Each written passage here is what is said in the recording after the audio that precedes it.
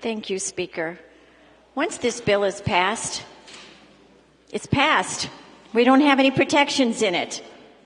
We are, not we, you, are going to be approving the most intensive system of tolls in the country.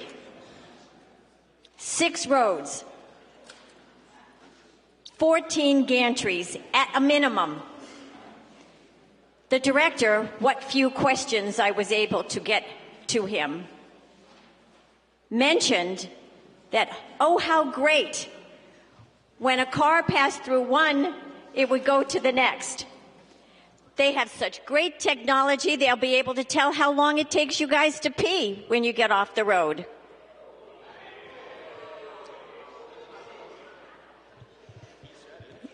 He said it. They certainly will be able to tell how fast we are going. In other states, they have already started sending traffic violations out to people going through gantries. So if they approach it and they're going too fast, they can send them a traffic violation, and they are starting to do that in other states. Nothing will stop them when they need money. This is a real danger to our travelers, and we shouldn't take it lightly. We shouldn't say, well, down the road we're going to fix it, because that may never happen. And instead, we will be saddling all of our travelers on Rhode Island's highways with the danger that they can get a traffic citation if they approach a gantry at 5 miles over the speed limit. The director bragged about how good the technology was. It's that good, and it will be used against your constituents. Thank you, Speaker. This bill gives extraordinary authority to the Director of DOT. And that's a department that has proven over time to never get enough money. 4 years ago, we passed a bill that is now giving them $50 million a year. That wasn't enough. 2 years ago, we passed bills, along with the Sakonnet River Bridge controversy, that raised the DMV fees 300%, put the gas tax with inflation, and that's not enough. And now we're giving that same department the authority to change the classifications of the vehicles they want to toll, the cost of the vehicle they want to toll, the amount of gantries they want to put out, where they want to put them out. It's an extraordinary amount of authority, which no one holding them accountable to be fiscally responsible for the money we're giving them.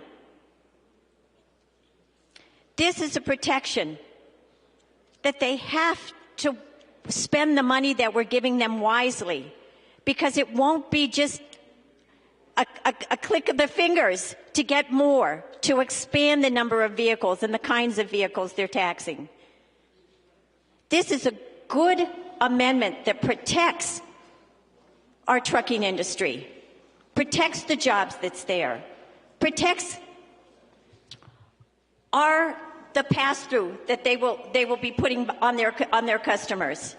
It should be an easy vote. We're already doing it for passenger cars. We've already added up to Class 7 in that protection. Now let's give them that extra, because DOT never gets enough money. They'll burn through this pile and go looking for more.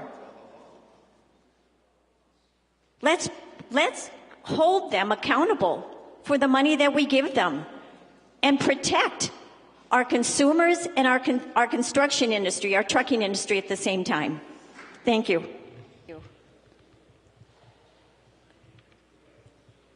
It's going to be a long time before a bridge gets repaired under this bill anyway.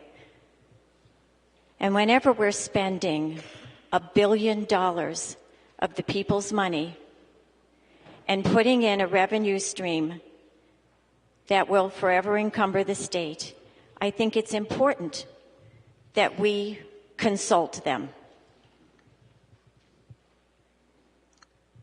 I trust the voters. They put all of us here.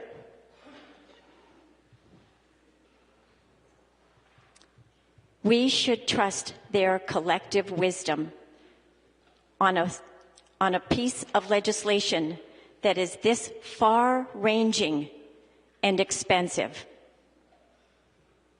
There is no reason not to ask them. It is a few short months until the election, so it can be easily done. It's a question added to the ballot, just like we add general obligation bonds. So it's an easy thing to do, and we should trust them and respect them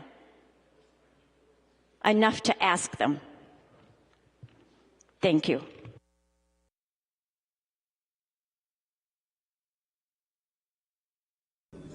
Clerk, unlock the machine. All in favor, please vote green. Those opposed, red. Clerk, lock the machine. 52 in favor, 21 opposed. The act prevails.